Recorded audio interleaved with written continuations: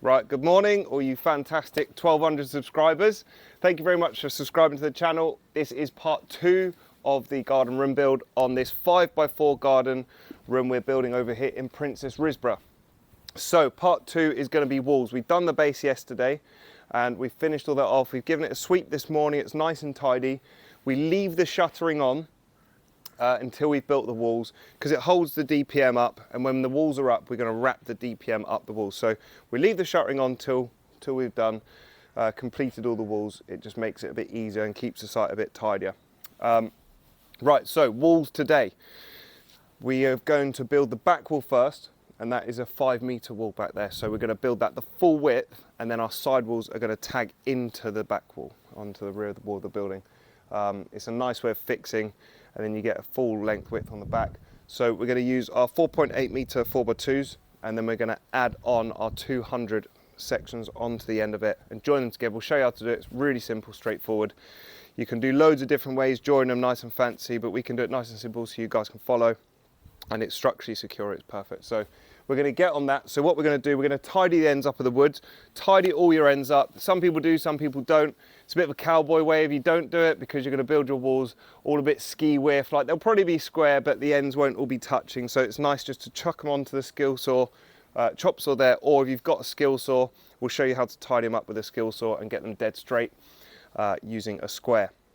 So we're going to get on that, tidy the ends of these up, and then we're going to get all our noggins, our uprights onto the back wall, cut those, and then we're going to lay it all out, and then we're going to construct the wall, nail it all together and stand it up. Okay, so if you've got a chop saw like this, fantastic. Trim the ends up with the chop saw. That's going to be your best bet to get the straightest plumb cut on there. Now, if you don't, get a skill saw, set some sawhorses up or something like that to put your timber on, and just make a little mark on the end so you can follow it. But the best way to do it is put your square down, line your saw up, and then put your blade right up to the line on the right hand side of it, and hold this really tight with your left hand, and that's going to be your guide in order to get a perfectly straight cut. Make sure you don't let this wander like that. You know, we haven't got much of the timber sitting on the foot of the skill saw here, but we hold it nice and steady, and we're going to cut through it. And there you go, that's dead straight, and that's just going to tidy that end up nicely. So when we're on the wall here and we're putting everything on it, it's going to be all plumb. Oh, look at that, perfect. Right, okay, so we tidied those ends up. Now we need to determine the size of our uprights. So overall build height on permitted development is going to be 2.5 meters in most cases. If you're more than 2 meters from the boundary, you can go 3 meters at the front and a maximum of 2.5 at the rear. In this case, we're within that boundary. We're within a meter of the perimeter of the building and the boundary. So we're going to permitted development of 2.5 meters at the front of the building. Now, the way we work that out, really simple. We've got all the measurements and written down and stuff like that for projects we do. But sometimes our bases, when we do concrete, can be a little higher and lower, and we can just squeeze those extra like 10, 20 mil out of the building. It does help with your internal head height.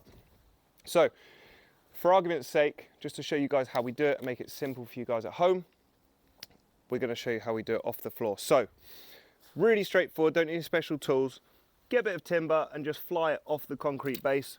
Put your tape measure on the highest point of the ground directly adjacent to the building. In that case, it could be at the back, which means you're pretty safe. You can probably build higher than 2.5, but when it's at the front here, our back of our building is lower. The highest point is at the front here. So we're here, and that is 80 mil from the grass to this level piece of the concrete base there, because that's coming directly straight off. Use a spirit level timber, whatever you like, but that's pretty straight, so that'll do. So we're 80 mil. So we're going to use that as our point here. James's phone has locked, so he's just going to come and unlock that quickly. He can't unlock it because he's got gloves on. Oh, sorry guys. Can you pull my glove off? Okay, mate. Go on.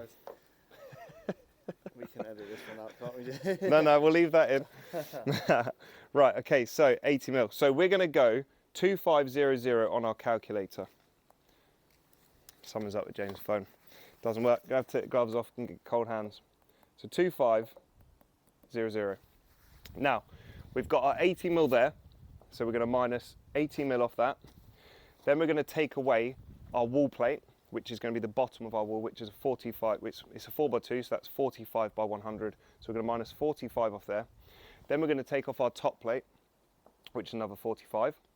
Then on top of that, we have our 5x2 timber joists for the ceiling, roof, whichever you want to call it.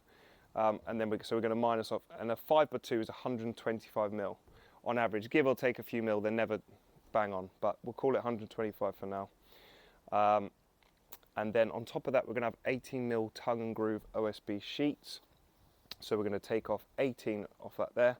That leaves us with 2187.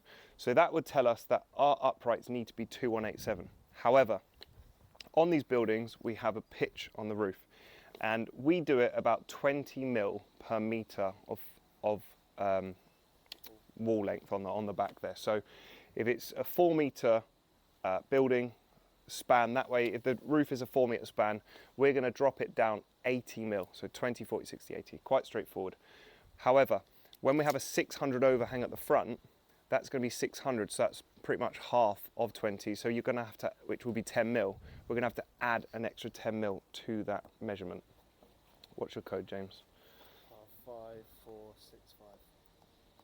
Right, so we're going to add 20 mil to that. Right, so 2187, 20 mil, and then take off another 10 mil. That leaves us with 2177. So to make it nice and easy, we know that our uprights on the front of our building need to be 2177. We'll always like to be a little bit under the tolerance, just in case there's any movement in the ground or anything like that, and we get any people from the planning council coming around being funny. So we'll take another 7 mil off and we'll call it 2170. So that is the measurement for our uprights, and that will give us a total build height of just under 2.5. So that's how we do it, nice and straightforward. So from now on, we know all our uprights on the front are going to be 2170, and then obviously we're going to drop off 20 mil per meter on the back, and that is going to bring us down to 2090, right? Cool. So 80 mil, yeah, 2090. Quick maths in the brain there. Nice and straightforward subtraction. So that's it. So we know all our measurements now, so we're going to crack on. We're going to get all our 4x2 timbers out, cut them all to size, tidy all the ends up so they're nice and sweet and perfect, and then we're going to get the build up. So the back wall's straightforward. We're going to show you how we do that, and then with the side walls, we do actually have a full, and we're going to show you how to work out the angles for every piece of upright on the walls in a sec. So let's get onto the back wall. Right, okay, so first upright down. Now we're just going to mark all our 400. So tape on the end and just mark every 400. 4, 8, 12, 16, and so on. All the way down the wall till the end. We've been quite lucky here, so our 400s, last 400's landed here. The next one's going to be about here, which means we're going to have a nice joint piece here which connect these two walls together. Reason we do this is because our boards are 1220, so we're going to have to cut down all our OSB sheets 20 mil and fit them on, but they're just all going to fall there nicely. When we square our walls, it will all fall onto the 1200 stud there. And we've marked this one here, which is 100 in, because we'll put another stud here where the X is. So you mark it here and we put the X, because obviously our sidewalls are going to come into this and join up, and we're going to tag them into this back wall, and that means that there wouldn't be a joist there for our plasterboard to fit into when we plasterboard the room inside. So we put that there just so we've got that all fixed and ready to go. Okay, so fixing the wall plates to the uprights, really straightforward. You know, nail gun, put it up to the side there, watch your hand, bang, fix that, that'll do. Maybe 3 for good measure. That's going to hold that nice and square there.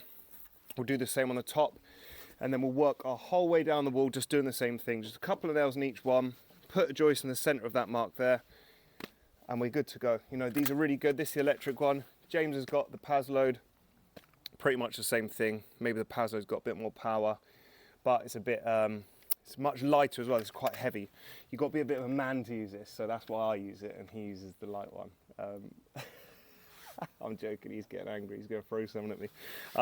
So yeah, Pazzo's cool. That's really light, but it's just a bit temperamental in colder weather, and sometimes it misfires.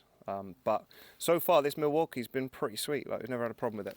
But you can screw them. You can just put some 70s in there or 100s, fix them up. Like, nails are a bit better because they don't snap. I think that's why. You know, that's the whole structural reasons behind why I use nails. So yeah, but yeah, nails for framing really is better. But you can screw them, and it does pull it in tight. So, but yeah, so we're going to do that. Okay, all the uprights fitted. We use 90mm nails. I didn't say that a second ago. Yeah, 90mm nails in the lovely Milwaukee nail gun. So now we're going to piece in our bit here. So we're going to add in 200mm, just the edge here. So 200mm, put that in there, and then our next stud from here sits about here. So our measurement is going to be, I'll get that piece in, then we'll measure it, and we'll fill that in, and we'll just tag it all in together, and it'll hold that dead straight and solid. So if you follow me over here, real straightforward, measure up 200 on there, get your saw down.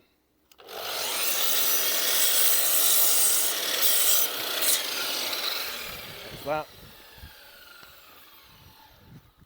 So we'll piece this in here, and then what we'll do, we'll get our tape going at 400 here from this stud, mark there, 400 is here.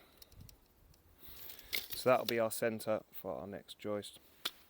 We'll put that in, and it's at 380, so studs are 45, so we'll take off 22.5 off there, so 10, 20, 2.5, roughly about there. So we're going to do a 357 cut for our infill piece there. It's a real straightforward and easy way of doing it. 357.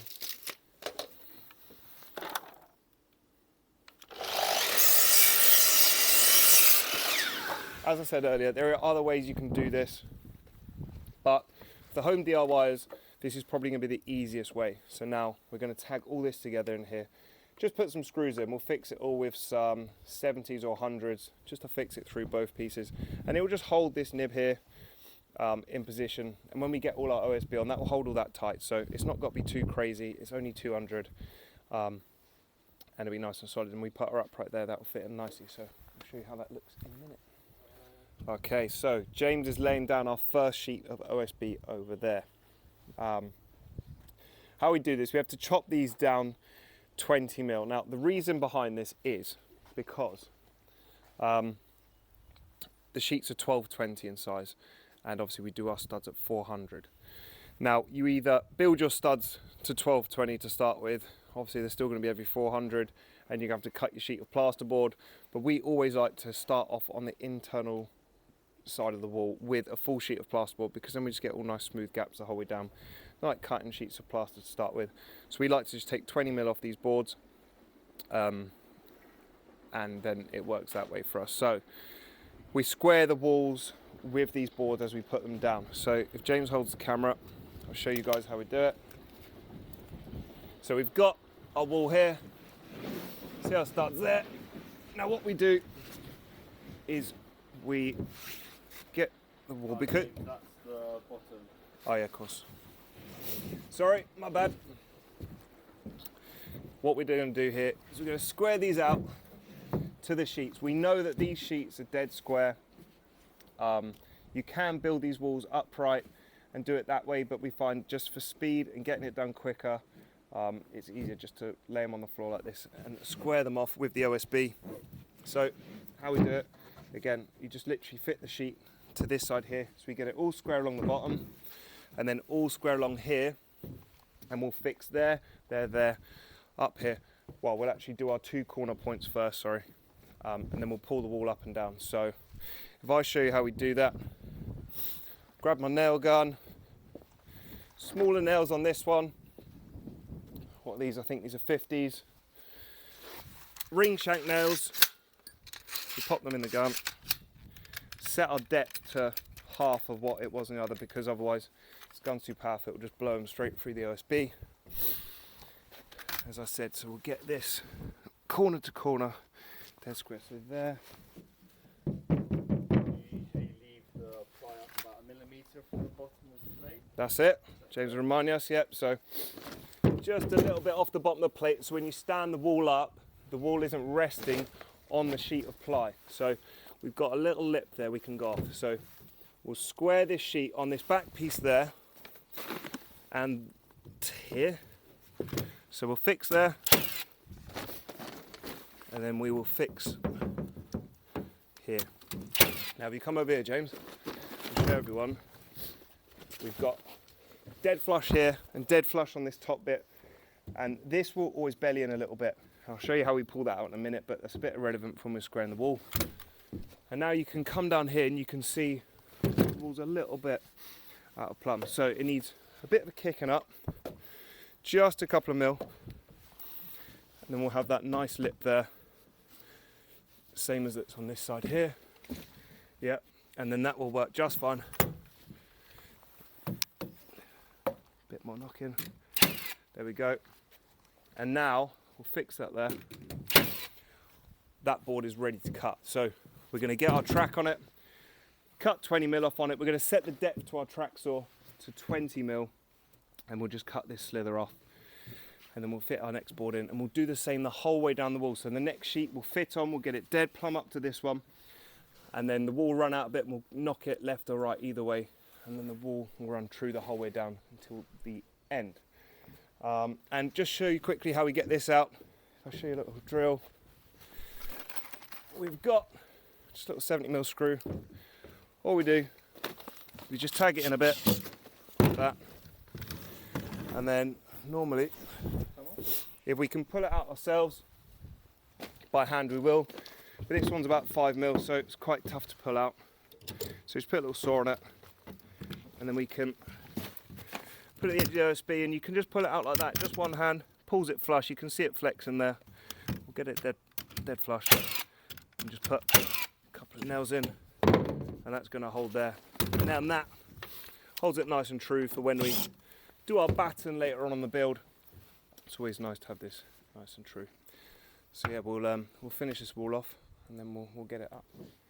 Okay, so yeah, had the plunge saw out. We've got a 3 meter track on this one.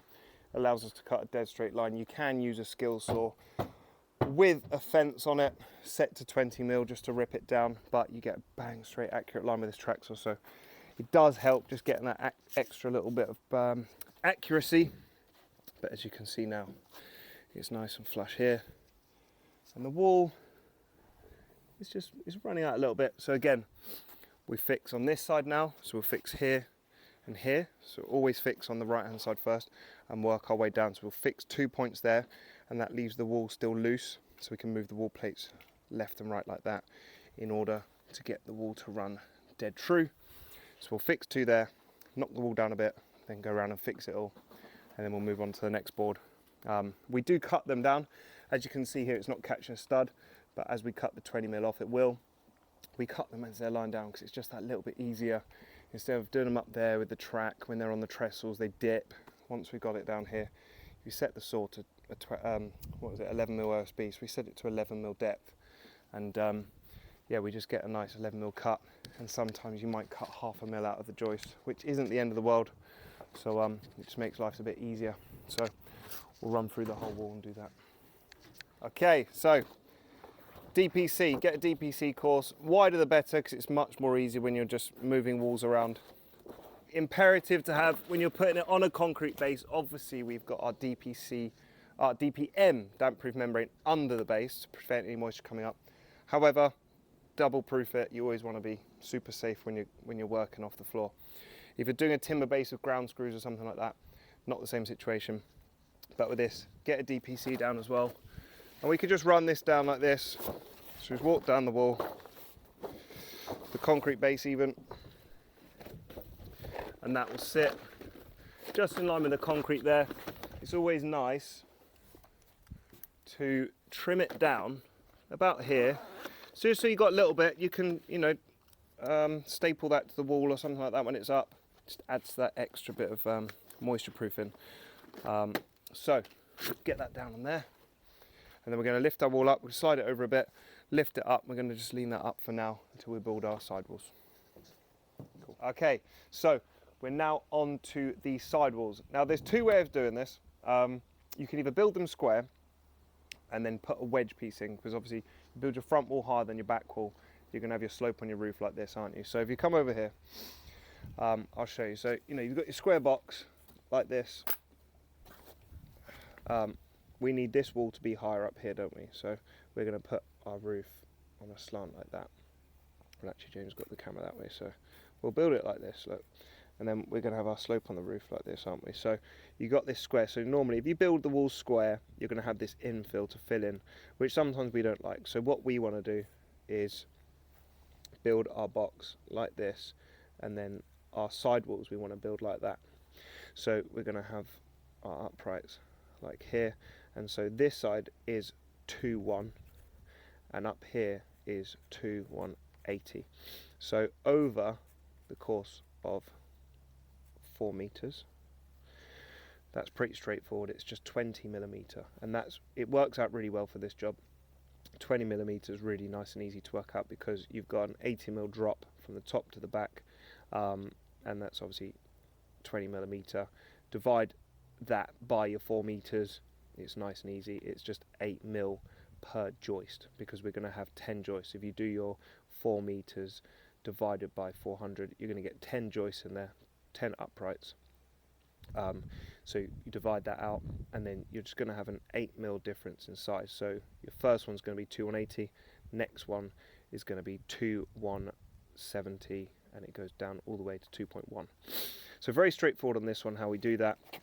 But now you've got to work out your angle. Now what we do normally is we put the wall on the floor square, and we square it up, and then we put our joists up, and we get a sliding bevel, and we just put that on there and get our angle. But because we do this all the time, we know that this is about a degree. So it's 1 degree angle on each piece. So you cut all the bottom uprights straight on your saw, and then you're going to have your highest point at the front there and your lowest point at the back there. So you just cut them at a 1 degree cut, and then piece them all in. It's really straightforward, nice and easy if you know the measurements. And if you're doing it different size, you know, if you're doing a 100mm drop over the course of 4 meters, then you just divide, you do your 4 meters, you divide 4,000, you get 4,000, you divide that by your 400 centers, and then you just divide that by your drop. So in that case, say you've got a 5 meter wall, you're going to divide 5 meters by 400, and then you're going to take your, say, 100mm drop and divide that by how many studs you've got, which would probably be 12, and it will give you a drop of maybe 6mm per stud or something like that. So nice and easy to work out. If you've got any questions, just drop them in the comments box below. Yeah, just drop them in the comments box below, and we can go from there and answer them. But we're going to get building on this and get the wall done and lifted up. So I'll show you when we're doing it how we piece it all together, just to make it a little bit more clear. But we're going to go and get cut some timber. So while we're laying these out, just another quick one here on measuring your studs. So there's 2 ways you can do it really. You can measure in at 400 there, so you can measure from the end 400 and draw a line and use that as your center of your stud. So for example, let's pretend your 400's here, and you're just going to mark a center line. You'd put your bit of timber up to it, and you're sort of guessing where the center is really. It's not the most accurate way, probably a bit quicker, you know, but you're just putting your stud on the center line there. Or you can do it the other way, where you measure 400 in, and then what you're going to do is measure 22.5. So you can probably do 22, because each stud's 45 wide, so you can divide that by 2. So 10, 20 to the left, and 2mm, so it's going to be there. And then you put a cross on it, and that's the side your stud will sit. So obviously the center of the stud now is going to be bang on in the center of the joist. So if you look there, the 400 is right in the center. It's just a way of being a little bit more accurate on your stud work if you're being really picky, getting it all like literally bang on perfect. So a couple of ways of doing it. Some people like doing it this way, some people like just whacking a line and just sort of getting it right. It's always there or thereabouts, you know. Any framework, plasterboard goes on it. You've still got your 20, 45, you've got 22mm either side. of leeway. So, but yeah, I just thought I'd show you a couple of ways of marking out your joists. On this wall though, we're doing it 400, and then what you do is you then put your tape on that line, and then you'll just work your way down and mark every 400, and then put across either side, and that's where your joist will start, and you'll do that the whole way down the wall. Okay, so we've built the wall. Now this is the smallest end over there, so that's our 2.1, and that is our 2180 this end. So high this end, which means our slope is on the top. You've always got to make sure you build that right. Don't build the slope this side, because that'll be annoying, because it'll be the wrong way around. So slope's coming down here. I'm going to stand this wall up here. Now while we sheathe it, it's going to be exactly the same as the back wall, but obviously we've got this, we've got our slope on the top there, so we can ignore that side. Don't need to work off it, because our 90-degree right angle is going to be off the bottom, so it's exactly the same principle on this side. Square it all up down that line there, so get it straight there on the bottom right, and then here, and then fix there and there. So we're just going to get a nail gun, drop those nails out because you don't need those, put 50s back in, reset our gun. Right, so we'll pop that round a little bit, and again we're just going to go up, leave our nice little couple of mil on the bottom there. So we've got a nice line there, it's dead flush here, and a nice little lip on that side. So fix that. Oh dear, we had a big one in there, so fix that one, knock that one in, and then again tap that dead flush there, and we'll just fix that there. So that will hold our board in place. And now we're going to square the bottom. Obviously we've got a slope on that side on the top of the wall. We don't need to think about that. We just need to square the wall now to this. And again, we're actually pretty good how we are. So we've got a couple of mil on the bottom here. That's good. So we'll fix that there, just on the inside there, and then here. And that's that sheet done. And we'll just carry on working down the wall. And obviously we're still going to cut off our 20 mil of our board there. Carry on this wall, and then we'll get it up. Okay, so time to pick the wall up. We're going to lift the wall up, and then we're going to fix the two together, and then we've got some structure and support, and we can move the building round, because we're going to square off the room, the concrete square, so we're going to build to the edges. But it's just easier when they're joined together to just shift them over. So we're going to pick them up. Just going to pop this in here.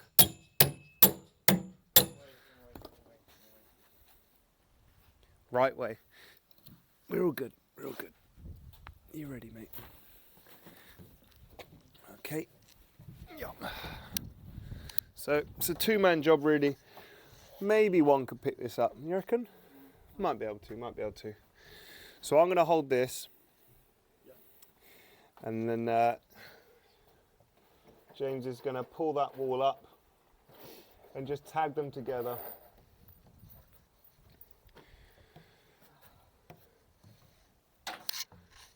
I could actually give you a hand if you want. Pull the middle. There we are. Just like that. Okay, so if I want to get round the other side. So if you want to put some steps on the, do you want to put some steps in here? Well, no, I'm going to hold these. Okay. And you're going to go around there and tell me when it's flush. Lovely, lovely, lovely. You got that? Yep. Good stuff. Right, so I'm going to go around there. 10 minutes flush, and he's going to screw them all up. Right, just to give you guys a bit of a better insight. So we fixed one in the top here. I've gone on the outside, and we'll top, and then we'll go middle and bottom, and then we'll just put a few more in just for structure. So you can see how we're doing it. On this side here, you can see how we are. The screws just come out, so we'll take that out and put another one in, but that's just pinched it in for now. We're doing it in line with the OSB, so the timber behind is in line with this, so the OSB sits over it. So we'll fix one in the middle. So Jeb, you just push it out and fix one in the middle there. Yeah, that's pretty bang on. Lovely. Good to go? Yeah. Yeah, we're good.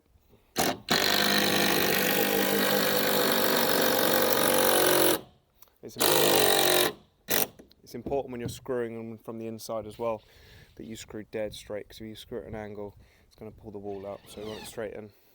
So James, so you see it's pushed that bottom out, so we're going to kick that over a little bit. There we are, that's perfect now.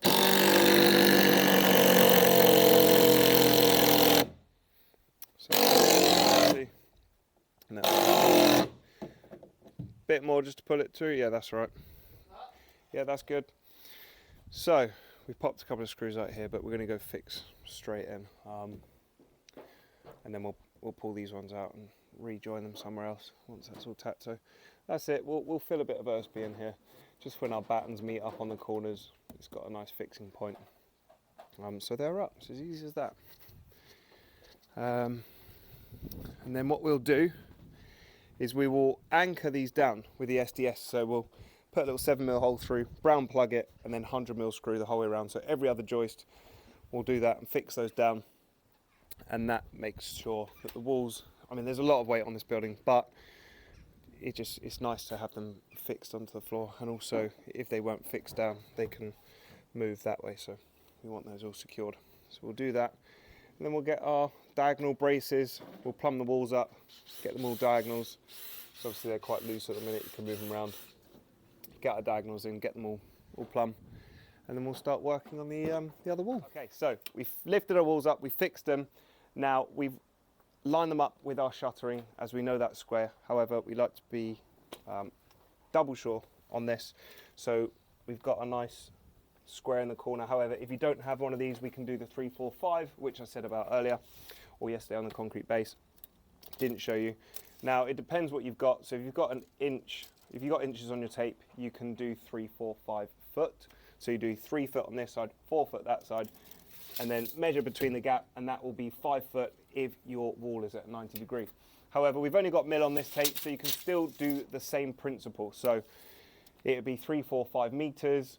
It's quite large, it'll probably run off this wall, so we're just going to do half of that. So on our 3 meter wall, we'll measure 1.5, and then on our 4 meter, we'll measure 2 meters, and then obviously our gap between 5 is going to be half of that, so 2.5. So if you look here, we measure it out. If we measure here, we'll do our 1.5 there, and then we shall do our, where is it, 2 meters here, which is this line there. And then if I put the end of the tape on that one, it's there, and then put it right up to here, it's bang on 2.5, which means it is square, and we've got a 90 degree on our corner. So that's how you do that. Nice and easy, straightforward. On to building this next wall. Walls are up and fixed. So what have we done? We've raised all our walls up, we fixed them all together as we said earlier. And what we've done is we've braced them with bits of 4x2 here. So on the front, obviously we put our plate in. So we square all our walls doing our 3-4-5s. Then we add our wall plate on the bottom there, just a bit 4x2 all on the bottom. We fix it down into the concrete, and then we've just added these supports. So plumb the wall up, and then we've screwed them into that. That gives a nice fixing. Instead of going from here into the concrete where it's a bit iffy, we just go into plate. And when we build the wall, that won't get in the way when we build our front walls. And on the back wall here, if you're fixing braces into the concrete, we always like to do this. So we make a little bracket here, and we fix that into the concrete. So there's a support, and we can screw into the side of it, and then into the wall there, and we are rock solid. So we're now ready. So that's stage 2 completed, which is our walls. We've finished that now, and now stage 3, the next step will be to build this front wall. So we'll build our cheeks for our doors either side, and this customer is having 2.2 meter bifolds, and I think he's having them offset to the left a little bit. So that will be the next step where we'll show you how to do that, and that will be tomorrow. And we are also going to be cutting in a window, just for means of purposes. When we do this, we just build the walls like this and we cut the windows in after, just because it's a bit quicker. When we're framing out on the floor, we can just bash it all together, get it up nice and true, plumb, and then we cut our windows in after. And it's really simple. We'll show you how to do that. So yeah, thanks very much for watching, and stay tuned. Like, subscribe, any comments, chuck them in the box below. And yeah, we will have step 3 up tomorrow, where we'll be building our front wall. See you then.